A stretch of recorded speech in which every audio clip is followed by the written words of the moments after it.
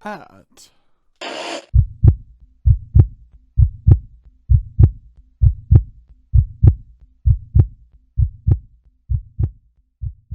So let's talk a little bit about anime. Yeah. So I hear you're a big fan of anime. I am quite a fan. Have been since I was a kid. Since you were a kid, so what are we talking? What kind of age group are we looking at? Well, my love of anime started with Cartoon Network. Really, it was anime that weren't really anime, right? It was like Teen Titans. It was Okay. Avatar: The Last Airbender. That's like I binge watched that during finals every year because it's just like a comfort show, Sure. Code Lyoko, all like the older like 90s to early 2000s kind of cartoons. But yeah, no, I mean I loved Yu-Gi-Oh, right? Which is why when the person suggested My Valentine, I was like, oh, like I was familiar enough with her to know, I didn't have to Google her. Like I knew what she was. I just had to Google for like specifics of the costume, right? Pokemon, of course. I didn't really watch a lot of Sailor Moon, but I was familiar with it. Dragon Ball Z, my brothers and I would literally watch Dragon Ball Z and Naruto back to back in the mornings on Saturday. Like on Toonami. On Toonami. We'd wake up and we'd be like glued to the TV. We'd be like right here, Well, Dragon Ball Z was definitely anime. At what point did you start thinking of yourself as a hardcore anime watcher? That you became a fanatic with anime?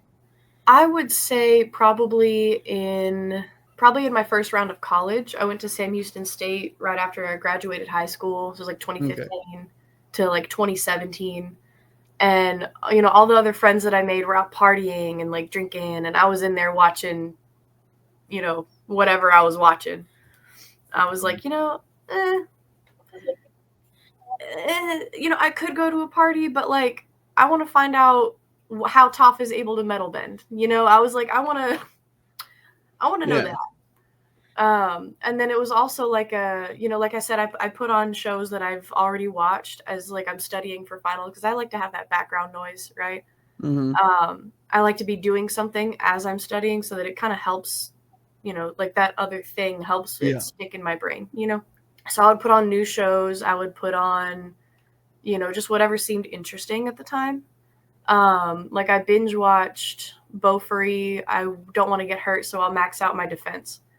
Very obscure, but it's very cute. It's about like it's kind of like a Sword Art Online sort of show, but no one dies, right? There's no like nerve gear and if you're unplugged, right? Or if you die in the game, you just restart. Like it's not as intense as SAO.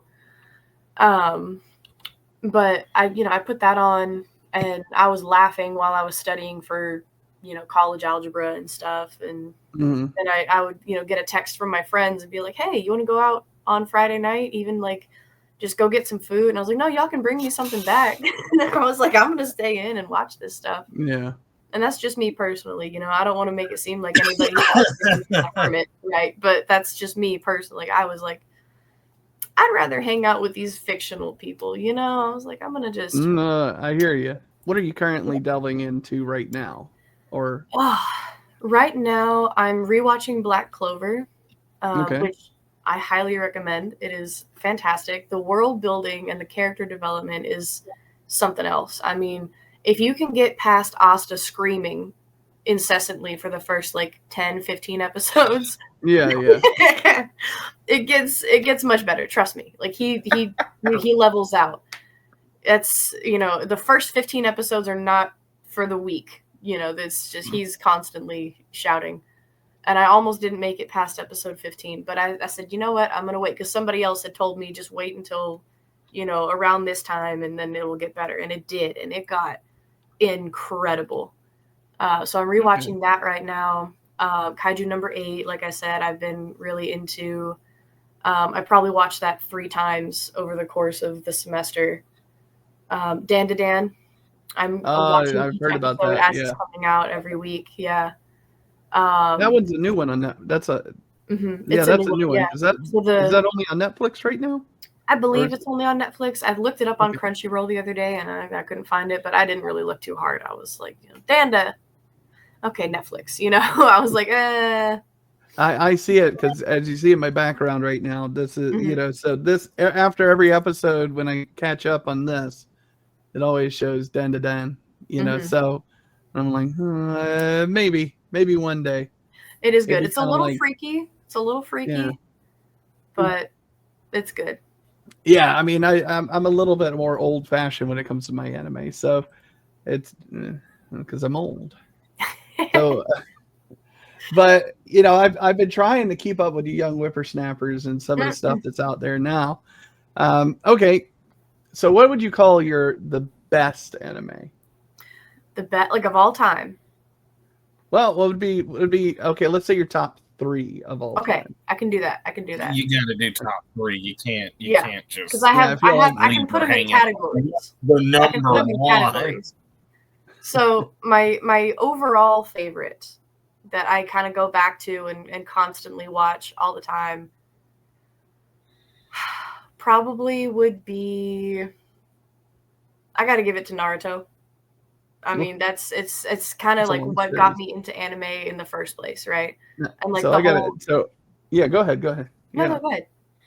No, I'm saying, so are you just counting Naruto, or are you talking about Naruto Shippuden? Both put together. Okay. Like it's one umbrella of Naruto. There's Naruto and Naruto Shippuden sandwiched together in a lovely little cookie that is Naruto. Like, there's nothing little about that cookie. That's a lot of cookie. It's not as big as One Piece, but no. It's great. It's great. One Piece is an honorable mention, and I do love it. But Naruto is just so much more nostalgic. Big feet and hands. Weird. And then my current favorite. Oh, I haven't thought about this since I watched Kaiju and Dan to Dan. I would say my current favorite would probably be Kaiju number 8. Okay. Just because of it has within 2 episodes. Where'd I go? I don't know. There you are. Yeah. It has the single funniest moment that I've ever seen in all of anime. Okay. So far. And it has the single most badass moment I've seen in all of anime within 2 episodes. 1 episode apart from each other. Incredible. It might even be on the same episode. I mean, I get excited when I watch those particular episodes. So it's kind of a blur, but I love it. And then my favorite, like, I guess, like, feel good, like romance-ish sort of anime, I would say it's either Ouran High School Host Club. It's kind of given for romance, or it's Kami-sama Kiss. Those 2 are just so cute. Well, although lately I did watch My Happy Marriage, which was like a webtoon that got turned into a show, and it's really cute. Like it's very sweet. Like there's a lot of drama and there's a lot of action in it, but it's very sappy, the little romance scenes. So that one kind of gives me giggling and kicking my feet, when I watch it. I'm just like, it's very cute. Yeah, so I probably have to say that's my favorite for straight up like fluff and romance and that kind of just stuff. Something to kind of sit back and relax to. You'd say. You put on while I'm cooking. I put it on while I'm just doing other stuff. So background noise, but it's like, oh, what just happened? Let me back. Yeah, like when I tune in, it's like he didn't just say no. He did. It's like, oh, it's like, wow. And you're over here like, oh. I've seen so much Japanese anime romantic angst, over the years. It's just kind of like, oh my goodness. Yeah, I was.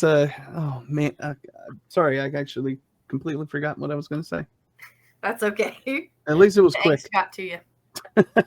Yeah, that's right. It's just I got angst about being angsty. Oh, I know what it was. So, are you? Do you prefer dubbed or do you prefer subtitles? Or do you actually? Here, I'll rephrase it. Do you prefer dubbed or do you prefer it good? As you can tell, he has from a cough. That caught me off guard. He has a certain certain idea of what you should. Really? Never would have guessed. No disrespect to the voice actors out there, that dub it. I mean, there are quite a few good ones, but I don't know. Okay, so what's your answer? I think for me, I like to read. I'm obviously big reader. Yeah. Takes time to show off her impressive bookshelf. I mean, I have. Where is it? There's a whole manga section, and I think my brother moved it around, and I'm gonna kill him later because I bought those books. But I have, a whole manga section in here, and I like to read more than I like to just watch and veg out and listen, right? So that thing where it's like I can't hear without my subtitles. Even if it's dubbed, even if it's dubbed, I can't. I'm like, what are they saying? I'm like, what? Part of that might just be my age. Yeah, we need. Part of that might be, I don't know. So I prefer sub, no matter what language it's in. Yeah. I can enjoy dub and I can enjoy sub no matter what, but I do highly prefer that one. So. Yeah.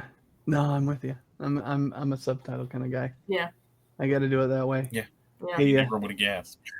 No. I mean, I'm not you can biased. Either dub or good. Mm-hmm. I'm not biased. Everybody is entitled to their opinion. Just some of them are wrong. Yep. Look at Patrick. He's like, what do you mean? Wrong? How is this possible? But okay. Well, I mean, you've got some really great things. We covered your love of anime. We covered your love of cosplay. Is there anything else that you want to tell us that you're nerdy about? He's still frozen. There he's back. You're good. You're back. Maybe okay. You froze when you said you got some real, and then it just. You've got some real lovely nerd, at heart things. Yes. So, is there anything else that you are nerdy about other than your love of cosplay and your love of anime? Of course, books. Yes. So many books. I am a reader. Yeah. Yeah. So, I mean, don't get me wrong. I love reading too. One genre. Star Wars. Set in one universe. Yes. Set in one universe, one genre. As long as it's canon, I'll read it. But I mean, and then books are wonderful. I mean, Barnes and Noble, Books A Million, Second and Charles. I mean, even my local comic book shop, I love going to pick up some new books, some new comics. So, I mean, yeah, and like you said, there's the evidence all behind you for your love of it. Yeah, this half is like biographies and smart. Like we have textbooks down here behind this guy, hunka. And then over here is like the nonfiction fantasy. Like there's where are they? Over, I don't know if you can see them. Over there where my finger is, right here is a series. I like that you said. Is that nonfiction, fantasy? Or is that nonfiction fantasy? Nonfiction, fantasy, like slash. Oh, sorry. Yeah. These all. Yeah. The nonfiction fantasy. It's kind of a jumble over here, but we've got poems and stuff in the middle. And those are real. Those dwarves. I mean, you could technically say like Greek mythology is a fantasy that's nonfiction. People believe it. Yeah, you know what? The Odyssey. Yeah, the Odyssey, the Iliad. I mean, at this point, it's nonfiction fantasy. Why not? Why not? If we're going to be delusional, let's just go all hog. Let's just go all out and just say, full there throttle. We go. Yeah. Okay. I mean, well, thank you for coming on with us today, Lexi. Thank you for coming on. Tell us like it is. Yeah.